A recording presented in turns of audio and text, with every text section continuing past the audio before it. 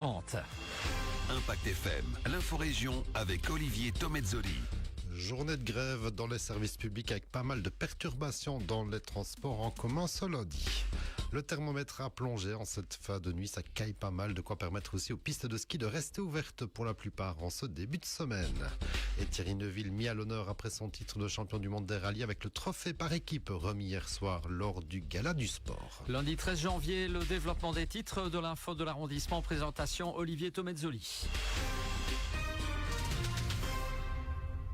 Bonjour à tous et attention, si vous deviez prendre le bus ou le train ce lundi, un mouvement de grève avec manif à Bruxelles a lieu ce premier jour de la semaine. C'était annoncé à l'appel des syndicats au Front commun syndical, en cause les intentions du futur gouvernement fédéral de toucher aux pensions dans les services publics. Conséquence, seul un tiers des trains IC circulent ce lundi. Le réseau des Tech Liège-Verviers est lui aussi fortement perturbé, surtout en région verviétoise, avec pas mal de lignes supprimées ou d'autres fortement impactées. Les lignes desservies par les sociétés privées sont évidemment moins touchées. Les transports scolaires sont organisés normalement. Un préavis de grève a aussi été déposé chez Bipost. La distribution du courrier et des colis pourrait être perturbée dans certaines régions ce lundi. Une grève dans les transports publics qui aura inévitablement des conséquences directes sur la route, avec depuis ce samedi le début du gros chantier sur le viaduc de Lambermont sur l'autoroute, avec dès les premières heures de la mise en place de la signalisation de gros bouchons qui sont formés dans les deux sens samedi et encore dans le sens vers Baptiste, là où une seule bande est disponible actuellement. Ce sera le cas pendant toute la semaine au moins, avant qu'une deuxième bande soit accessible, dans les deux sens d'ailleurs, et avec limitation de vitesse. Ça va bouchonner aux heures de pointe, un chantier qui devrait quand même durer près de 2 ans. Il faudra prendre son mal en patience pour tous ceux qui sont obligés de passer par là chaque jour, et on en connaît beaucoup qui vont devoir subir ce chantier indispensable malgré tout pour réfectionner ce viaduc bien vieillot.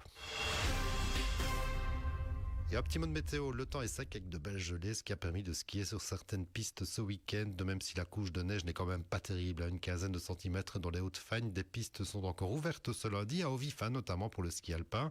Les amateurs et les touristes d'un jour ont déjà pu en profiter pleinement ce week-end, et le thermomètre va enfin plonger largement en dessous de zéro, avec des prévisions qui annoncent jusqu'à -10 à Malmedy par exemple la nuit prochaine, et avec un léger vent qui s'annonce bien piquant et sans doute plus froid encore dans certaines vallées fagnardes.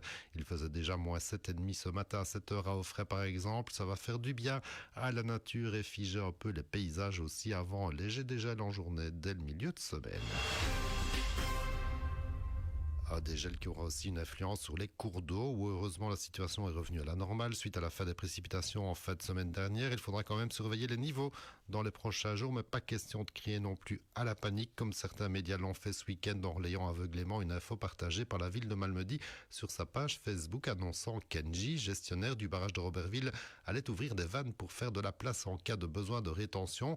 Un largage normal, on parlait ici d'un maximum de 10 mètres cubes par seconde pour un débit moyen de la Warche qui est un peu moindre que ces 10 mètres cubes en temps normal, mais pas de quoi créer des inondations, surtout quand on sait que la Warche était fortement redescendue après les pluies et la neige de la semaine passée.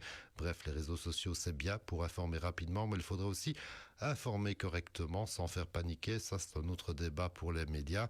Pour info, le débit de ce matin de la Warche à Malmedy Centre est précisément de 13 mètres cubes et demi pour une hauteur de 90 cm en baisse constante depuis la fin de semaine. Rien de plus normal donc pour cette rivière qui en a vu d'autres.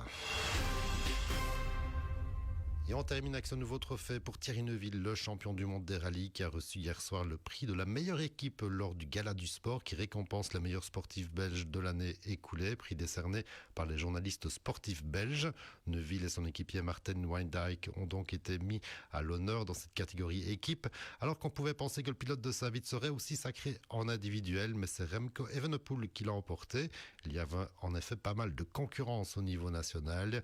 Thierry Neuville se consolera avec le Monte Carlo qui approche à grands pas dans 10 jours pour lancer la saison 2025 des rallyes, avec le numéro 1 sur la portière. L'info continue sur notre page Facebook Impact.